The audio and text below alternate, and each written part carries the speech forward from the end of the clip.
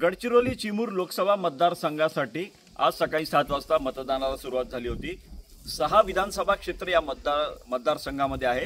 त्यापैकी अहेरी, गडचिरोली, आरमोरी, आमगाव या 4 मतदारसंघामध्ये आज दुपारी 3 वाजता आत्ता काही वेळापूर्वी मतदान संपलेलं आहे।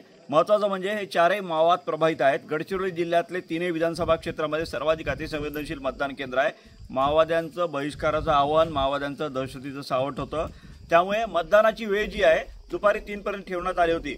आता मी ज्या मतदान केंद्राच्या ठिकाणी आहे हा जोगनगुडाचा मतदान केंद्र आहे, अतिसंवेदनशील आहे आणि या भागात माओवाद्यांच्या कारवाया रोखण्यासाठी कशा पद्धतीने जवान तैनात करण्यात आले होते आपल्याला दिसू शकते। आता मतदान संपलेलं आहे। हे जवान आता बेस कॅम्पवर जाणार आहेत, त्यांच्यासोबत मतदान पथक सुद्धा जाणार आहेत। सगळ्यात महत्त्वाची बाब म्हणजे गडचिरोली जिल्ह्यात कुठल्याही पद्धतीचा अनुचित प्रकार घडलेला नाही, कुठेही काही घटना घडलेली नाही। काही ठिकाणी सकाळी मॉकपोलच्या दरम्यान 20च्या जवळपास ईव्हीएम मशीनमध्ये तांत्रिक बिघाड झाला होता, तर व्हीव्हीपॅटच्या संदर्भात काही तक्रारी होत्या, त्यामुळे हेलिकॉप्टरमधून त्या ठिकाणी ईव्हीएम पाठवण्यात आल्या होत्या।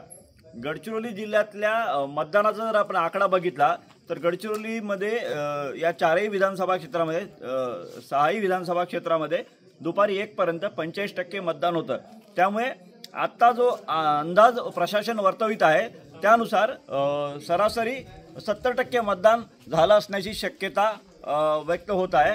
महत्त्वाचं म्हणजे चिमूर आणि ब्रह्मपुरी या 2 विधानसभा क्षेत्रामध्ये संध्याकाळी उशिरापर्यंत मतदान होणार आहे, त्यामुळे त्यावेळी मतदानाची टक्केवारी नेमकी किती राहील आपल्याला दिसून येईल।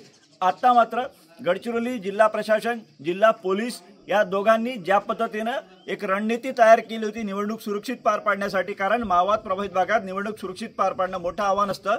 जिल्हाधिकारी संजय दैने आणि SP निलोत्पल यांच्या संयुक्त रणनीतीमुळे शांततेत निवडणूक पार पाडलेली आहे।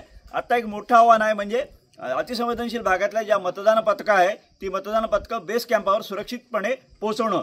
आता त्या संदर्भातली कारवाई सुरू होणार आहे, तर उद्यापर्यंत ही कारवाई सुरू राहणार आहे। महेश तिवारी, न्यूज 18 लोकमत, जोगनगुडा, गडचिरोली।